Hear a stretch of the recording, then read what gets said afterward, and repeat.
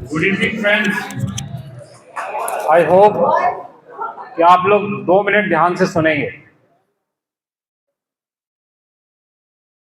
मैं जब यहाँ आई just a few days back I came to know कि ये क्या जिम है। आई वॉज इंक्वायरिंग अनुज कि अनुज मुझे कोई अच्छा जिम बताओ। तो lot many names were told, लेकिन मुझे किसी ने यही सजेस्ट किया कि इट्स ए बेटर जिम। तो मैं सबसे पहले आज के इस फाउंडेशन दिवस पर, कितने साल पूरे हो गए आपके? एक साल 1 ईयर। 1 साल। On the completion of 1 year, I extend my heartiest greetings and congratulations to you. Thank you so much, sir. My dear owners and reverence members of this gym. बड़ा प्राइड मोमेंट है। आप लोग तो खुद ही aware हैं, तो बहुत अच्छे से जानते हैं कि how important it is to be fit. This is the biggest money if someone acquires. Those who are the ancestors in the gymming, there was a name in English. I used to read the text. मैं उनको बहुत पढ़ता था। तो उन्होंने बड़ी अच्छी एक बात कही थी कि हम इंडिया में जब तक ये जान पाते हैं कि जिम एंड फिटनेस हमारे लिए इम्पोर्टेंट है, तब तक हमारी मोर देन 80% उम्र निकल जाती है। ये बहुत इम्पोर्टेंट है कि एक अच्छा जिम इस्टेब्लिश करना, और अच्छा जिम इस्टेब्लिश करने के साथ साथ उसमें एक प्रॉपर डिसिप्लिन रखना, एक्नॉलेजमेंट रखना, ये बहुत इम्पोर्टेंट है। और एक अच्छी थीम के साथ, एक अच्छी फीलिंग के साथ अगर आप किसी भी वर्क को इस्टेब्लिश करते हो, तो आई पर्सनली फील कि वो मैनी टाइम्स फ्लरिश करेगा। आप लोग यहाँ आ रहे हो, इसलिए आ रहे हो कि you are finding this a better place to come, इसीलिए तो आ रहे हैं आप लोग। Better ambience, better atmosphere. मशीनें प्लस और माइनस सब जगह सेम होती हैं, बहुत ज़्यादा डिफरेंस नहीं होता। कहीं स्पेस थोड़ा ज़्यादा होता है, कहीं स्पेस कम होता है। लेकिन I have seen a few good gyms, तो मुझे लगता है कि this is a very standard gym I have found. तो एक बार जोरदार तालियां बजाइए इनके ओनर्स के लिए, और एक बार तालियां इन मेंबर्स के लिए जो टाइम निकाल के आ रहे हैं। I personally salute all the young guys who are sitting here and you are doing the gym exceptionally ostentatious. It's not a normal thing. मैं आपको बता रहा हूं कि मैंने बहुत लोग देखे, बहुत बड़ा समाज देखा, और at the age of 59 I personally find it कि हम लोगों की आर्मी की जिमिंग तो एक मैंडेटरी होती थी। जब हम लोग आर्मी में थे long back, around 28 years back, 29 years back, वहाँ तो एक पीटी के नाम से फिजिकल ट्रेनिंग होती है मॉर्निंग में, and everyone is bound to do the physical training. That is the essential part of the service. But apart from it, if someone is coming, तो देखिए आपको इसका सबसे बड़ा एडवांटेज क्या है जो आप अभी नहीं समझ रहे। अगर आपका मसल मास, जो लीन मास है, अगेंस्ट द बॉडी वेट, वो आपका मेंटेन्ड है या गुड क्वालिटी में है, तो आप किसी भी तरीके की लीवर डिजीज से बचे हुए। ये सबसे इंपॉर्टेंट बात है। आजकल जो लीवर की प्रॉब्लम्स हो रही हैं, वो सारी प्रॉब्लम तब है जब हम against the body weight gym नहीं करते हैं, और हम लोग मसल मास इस्टेब्लिश नहीं कर पाते हैं। अगर हमारी मसल स्ट्रेंथनिंग प्रॉपर है, तो एक तो हमें सार्कोपीनिया नहीं होगा, एंड सेकेंडली हम एक सस्टेनेबल ऑप्टिमम लीवर हेल्थ को गेन कर पाएंगे।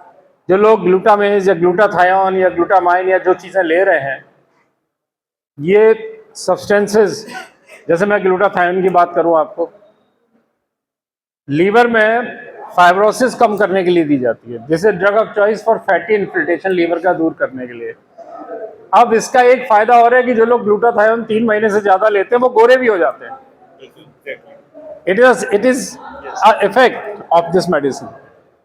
लेकिन एक बात का जरूर ध्यान रखिएगा कि जिमिंग में अपने किसी भी दोस्त को, अपने परिचित को, अपने परिवार के मेंबर को जरूर सजेस्ट करिएगा कि प्रोटीन उतनी ही मात्रा में ले जितना उसकी बॉडी डाइजेस्ट कर। प्रोटीन सीधे सीधे डिएमिनेट होता है लीवर में, और प्रोटीन एक्सेस में लेना सिर्फ इसलिए कि हमें मसल मास बिल्डअप करना है, बहुत इंपॉर्टेंट भी है, बहुत रेगुलेशन का भी काम है। क्योंकि एक बेसिक फंडामेंटल आप समझ लीजिए, जब आप कार्ब्स कम करेंगे, मैं एज ए डॉक्टर बता रहा हूँ आपको, एज ए स्पेशलिस्ट बता रहा हूँ, जब आप कार्ब कम करते हैं और प्रोटीन डाइट बढ़ाते हैं तो आपका प्रोटीन कार्ब से 2-3 गुना ज़्यादा टाइम लेता है। इसलिए रिकमेंड किया जाता है कि शाम की डोज में 7 बजे के बाद आप लोग कुछ ना खाएं, और अगर खाएं भी तो पनीर ना लें, मीट ना लें, हैवी प्रोटीन डाइट्स ना लें। जो भी आपको खाना है आप अर्ली मॉर्निंग लीजिए, आप लंच में लीजिए, और शाम 7 बजे तक ले लीजिए। इंडिया में जो ट्रेंड है एमआईज का, हार्ट अटैक्स का, हार्ट इन्फॉक्शंस का, वो उन लोगों में है जो रात में 11 बजे डेली लेट डिनर्स की हैबिट है और देर रात खाना खाते हैं और खाना खाते ही सो जाते हैं। तो फिर क्या होता है, बॉडी को बहुत ज़्यादा ब्लड की आवश्यकता होती है, and the body requires lot more blood, and what happens when your heart is not capable of pumping that much of amount of blood which is required for the body, क्या होगा, heart में pen ही होगा, heart attack से होंगे। बस आप basic सी mechanism एक समझ लीजिए, मैं बहुत समय आपका नहीं ले रहा हूं, लेकिन बेसिक्स आपको बताना जरूरी है कि हमारा ये हार्ट है और ये पंप कर रहा है, और ये इसकी पंपिंग में 4 चैम्बर है, ए बी सी डी, या ए बी सी डी आप अलग कर लीजिए, ए और बी एक साथ हो गए, सी डी अलग हो गए। ए बी और सी डी के बीच में एक लाइन खींची हुई है, एक वॉल है। शरीर का सारा impure blood chamber number A में आया, ए से एक वॉल मैकेनिज्म के थ्रू वो बी में आया, बी से वो सारा ब्लड आपके लंग्स में गया। लंग्स में जो ऑक्सीजन हम ले रहे हैं इससे वो प्योर होगा। कैसे प्योर होगा कि जो हमारा लंग बेड है उस लंग बेड की हर एल्वोलाई के साथ में ब्लड कैपिलरी बिछी हुई है और एक्सचेंज हो रहा है इस तरीके से, impure blood pure blood, oxygen मिल रही है, ब्लड प्योर हो रहा है, CO2 बाहर आ रही है, इम्प्योर से प्योर हो रहा है, और वो सारा ब्लड प्योर होके लेफ्ट साइड में चैम्बर सी में आ रहा है, और चैम्बर सी से वो फिर ब्लड जरूरत के हिसाब से चैम्बर डी में जा रहा है, और फिर डी से पूरी बॉडी में सर्कुलेट हो रहा है। ये तो मैकेनिज्म हो गई, आपको हार्ट की समझ में आ गई। अब आप हार्ट अटैक समझ लीजिए क्या होता है, लोग इसको अंडरस्टैंड नहीं करते। ये हार्ट है सपोज, और हार्ट पंपिंग कर रहा है, और पंपिंग से क्या है, मतलब ब्लड लंग्स में भी जा रहा है, ब्लड लंग से वापस भी आ रहा है, और पूरी बॉडी में भी जा रहा है। जब हमारा ये हार्ट है, इसके चारों ओर मसल्स हैं। अब मसल्स ये हैं तो इनको भी तो एक्शन के लिए ब्लड की रिक्वायरमेंट है। हार्ट की जो अपनी मसल्स हैं उसको भी तो एक्शन की रिक्वायरमेंट है। तो जो हार्ट को सप्लाई करती हैं आर्टरीज, वो यहां होती हैं ऐसे करके, हार्ट के सरफेस पर होती हैं। जब उनको बोलते हैं हम लोग कॉर्नरी आर्टरीज। अगर उन कॉर्नरी आर्टरी में कोई ब्लॉकेज आएगा तो क्या होगा, या तो हार्ट का मूवमेंट स्लो होने लगेगा, या हार्ट का मूवमेंट इरेगुलर होने लगेगा। यही इरेगुलरिटी नहीं होनी चाहिए। अगर जब भी हमने खाना खाया रात में और हम सो गए तो क्या होगा, आपके हार्ट का फंक्शन बढ़ जाएगा। और जब फंक्शन बढ़ जाएगा तो हार्ट की ये जो आर्टरीज हैं, अगर इनमें कोई जरा सा भी ब्लॉक है, जरा सा भी ब्लॉक है और वो रिक्वायरमेंट पूरी नहीं कर पा रहा है हार्ट की, तो आपको पेन होने लगेगा। हार्ट का पेन हमेशा ध्यान रखिएगा यहां होता है, और हार्ट का पेन कोहनी में भी होता है, हार्ट का पेन कंधे में भी होता है, हार्ट का पेन चेस्ट में भी होता है। और उसकी सबसे बड़ी प्रॉपर्टी है कि आपको लगेगा कि जैसे आपका दम घुट रहा है, you are not able to breathe, आपको पसीने आएंगे, आपको वीकनेस आएगी, आप हांफने लगोगे। नहीं भी हांफोगे तो आपको लगेगा कि कोई चीज ऐसी है जो मेरा दम घोट रही है। तभी हम लोग सॉर्बेटेड टैबलेट देते हैं, जीभ के नीचे रखते हैं। हार्ट को कमांड मिलता है ब्रेन से कि हार्ट की सप्लाई को कम करो, हार्ट की डिमांड को कम करो, सप्लाई बढ़ाओ। सारी वेसल्स डायलेट हो जाती हैं, हार्ट को तेजी से ब्लड जाने लगता है। फिर जो हार्ट बीच में स्लो हो गया था वो फिर अपने एक्शन में आ जाता है। This is the heart attack. Got it?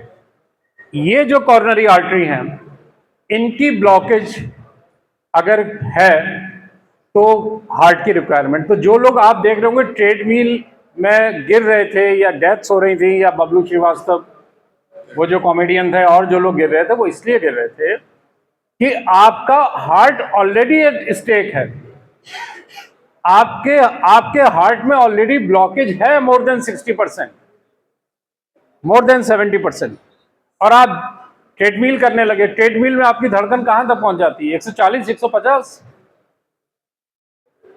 अगर नॉर्मल रूटीन में आपकी हार्ट रेट 130 को क्रॉस कर रही है और आपको कोई दिक्कत नहीं हो रही है, it means you are healthy. लेकिन अगर आप जरा सा भी सफोकेशन फील कर रहे हैं 100 के ऊपर जाते ही, तो आप इमीडिएटली रोक दीजिए उस फंक्शन।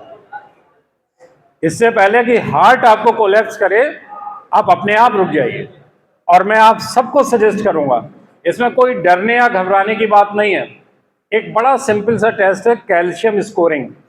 किसी बड़े इंस्टीट्यूट में जरूर होता होगा। जो हमारे 40 साल से ऊपर के लोग हैं वो अपना कैल्शियम स्कोरिंग जरूर कराएं।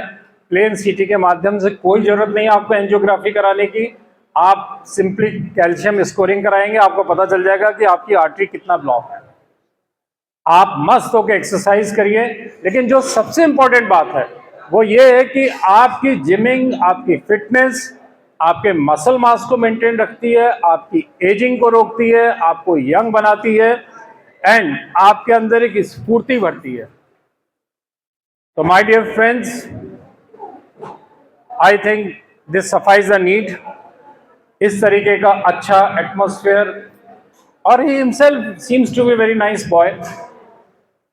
और मैंने इनको भी ये भी कहा था कि मैंने कहा ये डिसिप्लिन आपका बहुत अच्छा है, और थोड़ी काम की अधिकता की वजह से मैं नहीं आ पाया, लेकिन आई अश्योर यू कि मैं भी यही जिम ज्वाइन करूंगा।